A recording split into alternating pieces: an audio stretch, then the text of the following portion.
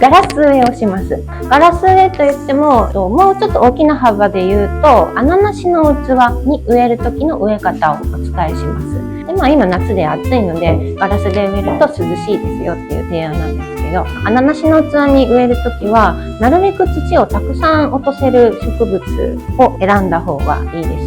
日々草とかね、外苗、たくさん土が残る子で植えちゃうと、異臭を放ち出しやすくなるんです、とっても。いつも水やりしてお水と一緒に空気も通ってるんですけどね、それがなくなっちゃうので、ちょっと腐りやすいんですよ。その腐るのを軽減するのに、根っこを洗って植えましょうっていう先生とかもいらっしゃるんですけれども、洗った後で土全部落ちないじゃないですか。土をきれいに落とすために根っこをたくさん触って落として植えると弱るんですよね。根っこをたくさん触られてるから。なので今日はなるべく根っこをたくさん触らずに、でも土を落として植えるっていうのを心がけて、落とせる子を選んでください。何が落としやすい子かっていうと、観葉植物とか、あとカラーリーフですね。観葉植物本当に強いので、洗ってもいけるぐらいなので、観葉植物がおすすめなんですけど、で、土をなるべく落として、でも根っこは触らずにね、落として、で、束ねて植えるのは一緒なんですけど、ガラス植えするとこんな感じですね。で、ベラボンがよく見えるようになるんですよ。乾いてくると、ベラボンもっと薄い色じゃないですか。だから目視で水の乾き具合がわかるっていうメリットはあります。穴なしの器で陶器とかにすると、ちょっと目視でわからなくなるので、差し込んで確認することになるんですけど、束ねて植えるのはいつも通り一緒なんですけれども、ガラス植えでこうやって外から見た時に、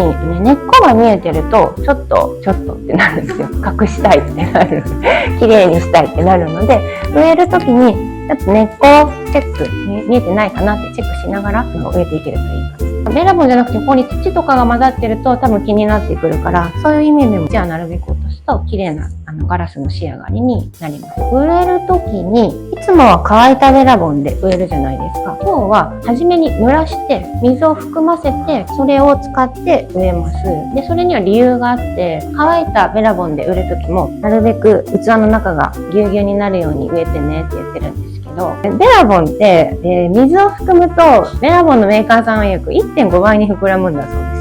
要は膨らむんですね。乾いてる時よりも。空気が抜けにくいじゃないですか。穴がないから。初めに濡らしたベラボンでぎゅうぎゅうに植えておくと、乾いてきたら隙間ができてくるじゃないですか。そうするとそこに空気が通って根張りがね、良くなったりするので、初めに水を含ませて膨らんだベラボンで植えておくと、その後乾いた時に空気が通りやすいと。初めに乾いたベラボンで植えてると、さらに水をあげたらパンパンになるから、パンパンでパンパンになるだけなので、空気がちょっと通りにくいんですね。なので、今日は濡らしてします。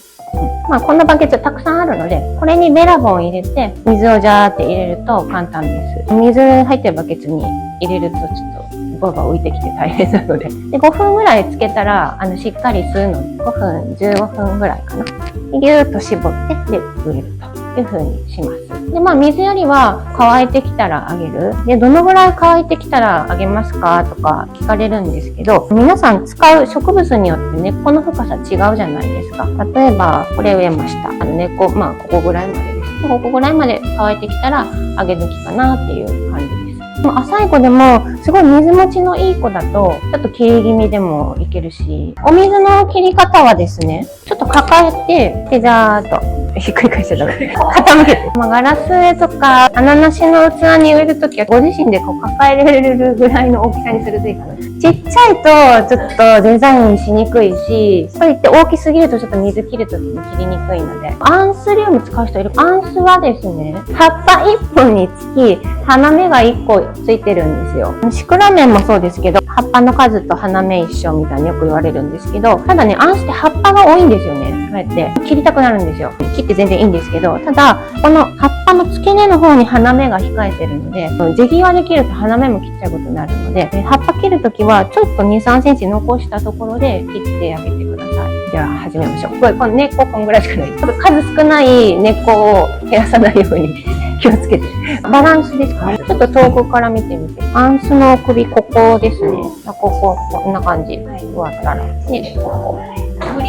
じゃあこっちにしよう。オッケー。うん、土ほとんど落としていきます。溶けちゃう？ね、溶けていなくなりやすい子は朝植えしてみるといいです。深く植えてるんかもしれない。シクラメンの首も高植えしてくださいって言うじゃないですか。あれは軸がもう深く割るとぐじゅぐじゅになっちゃうので、それもなんかそういう系な感じじゃないですか、ここが。あと群れでぐじゅぐじゅになる子もいますけどね。だから外側になるべく置くとか。後ろから来ると前の顔決めにくいので、私はあんまり後ろからは作らないけど、作りやすいところを見つけるといいかな。作りやすい、作りにくいもたくさん作らないとわからないのでね。器の中で一番目立つこの辺とかこの辺をどう収めるかとかは決めてますね。で、その周りをどう埋めていくかとか、初めから全部決めて植えるのは無理かな。決めやすいとこから決めていくといいと思う。そうね、ちょっとでも使ってたらいいし、まあ全部使っててもいいけど。ただ、この辺浸かり出すとぐじゅぐじゅになります。ベゴニアは洗わん方がいいかな。ベゴニアはね、根っこがすごい薄いんですよ。なるべく残しといてあげて。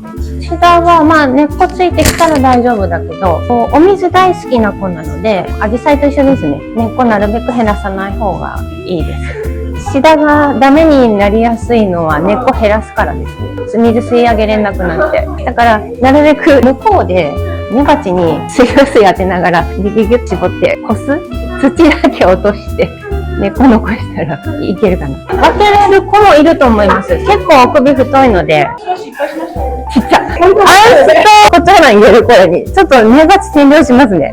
むずそう。全然落とせますけどね。選んでらっしゃるカラーリーフは。ちょっと頑張らんといかん。あ、でもこれ昨日植えた人置いてってるよね。何植えてたこれに。アンスかコチョウラン入ってなかったかな。どっちか一つやな。コチョウランだけやん。1個です。あとは、アンスの方の根っこをもっと整理するかな。まあでもね、こんなもんよな。もっと切れるけど、大して変わらんかも。こんだけ受けたスペース。ボワっていう溢れるような、にはしやすいですけどね。ちっちゃいと。